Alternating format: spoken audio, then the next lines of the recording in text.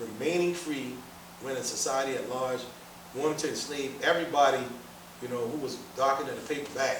You know, this is what we're really talking about. So that's a great book to get.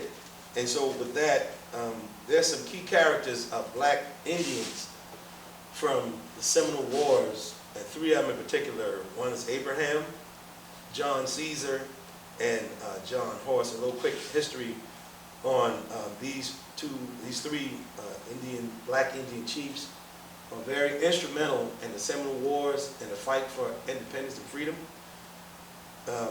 Abraham was like the diplomat.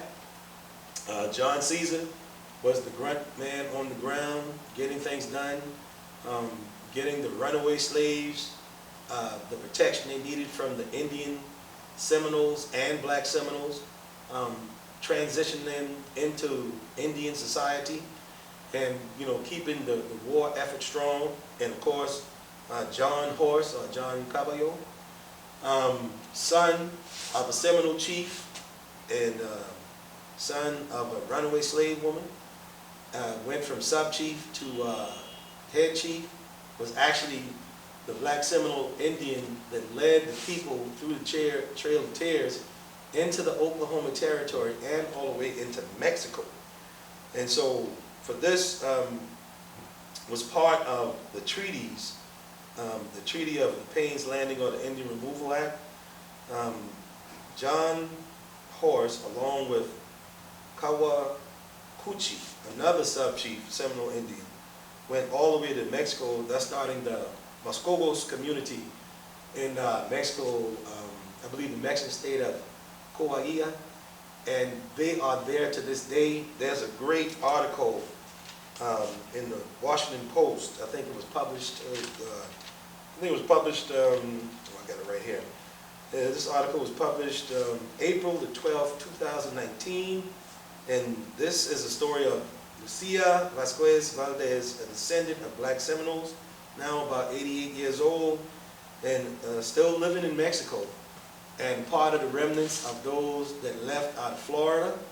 You know, her ancestors left out of Florida through the Trail of Tears into the Oklahoma Territory. Black Indians settled along the way and part in Mexico through this Indian Removal Act and operating as a society down there. And they, the people down there still in Mexico speak Mexican Spanish and an African, Afro-Seminole Creole, you know, that's synonymous to their own, much like our Gullah Geechee, the way we speak, you know. And to me, this definitely shows a link from the territory here in the Carolinas down into Florida for freedom, to maintain freedom, from the removal of Florida into the Oklahoma Territory, all the way down to Mexico for freedom, okay? And along the way, you know, many pockets of black Indians that stayed, you know, and assimilated into society, you know, and I also want us to keep in mind a lot of the history of the black Indians, and Indians in general, is an oral one, much like African history. A lot of it is oral, okay? So a lot of times we get stamped out of history for not having it being recorded. Because, you know, who controls the story, who controls the narrative, tends to control your life. The pen is mightier than the sword. So I'm happy that we're at a place where we're not allowing people to speak for ourselves and our heritage and what's significant to us. And we actually are at a point where we can claim our heritage. There's a little more history around the Civil War time. We had black Indians and Indians, you know, fight, you know, for independence with the country.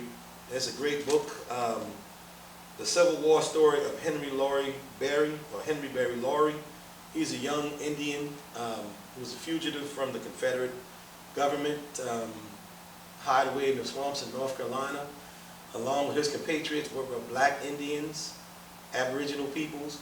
It's a great book by author David Ball, and it explains how the fight for freedom, it just never dies, okay? But it seems like, you know, if all we have to do is read a book, get some real research, don't take my word for it, check it out for yourself. I'd like to put together these timelines to give us a great idea of, what our heritage really is. But also there's the good, the bad, and this part of the bad. Not all Indians were our friends, okay? And a lot of Indians, I think what probably bothers me the most, a lot of the Indian tribes that we claim, and you can claim whatever you want, that's fine, or whatever it really is, but not all of them were for freedom of black people. Because the 5 civilized tribes, as was documented by the United States government, they were considered the 5 civilized tribes in order to uphold slavery and capitalism in that particular fashion. Cherokee being one of them, Choctaws, and I mean, I can go on the list. But I'd like for my people to at least, let's do our research to find out exactly who you are part of and who you are from. And in that, I got this great book as well. It's about the last Confederate general to surrender to the Union Army was a Cherokee Indian by the name of General Stan Waite. It's a book by Frank Cunningham. It's a great read. I like to tell people, step across the aisle sometime. Read some things that may not be, in conjunction with your ideals or your thoughts, but it's always good to get another perspective, even if sometimes it pisses you off. I, for one, was really pissed off, and I realized, because I think I heard it like many people, Indians own slaves too, and yeah, black people own slaves too, right? But at the end of the day, I don't want us to jump so head first into what we believe our heritage is before truly understanding how we got that heritage. A lot of us who claim to be Aboriginal peoples, we were slaves for other Aboriginal peoples. So understand it. It's going to come with a different bag. But to that, all that to say this, there are benefits due us as Aboriginal people, just like there are benefits due us as we are part of the African diaspora as well. Okay, I don't want to, come out here and just be one thing, because we are not one thing. I get upset when now, and I'm glad a lot of us are finding out that we are Aboriginal. We have a tie to that. But by no way can we put aside the African diaspora.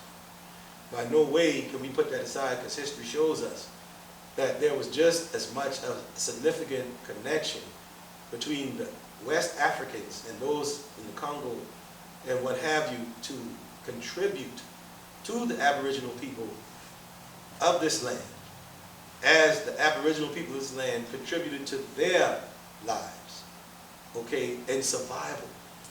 As far as the black Seminoles, the black Indians, with the runaway slaves, with their command of agrarian society coming out of a plantation system, with their command of the agrarian society being able to turn a place like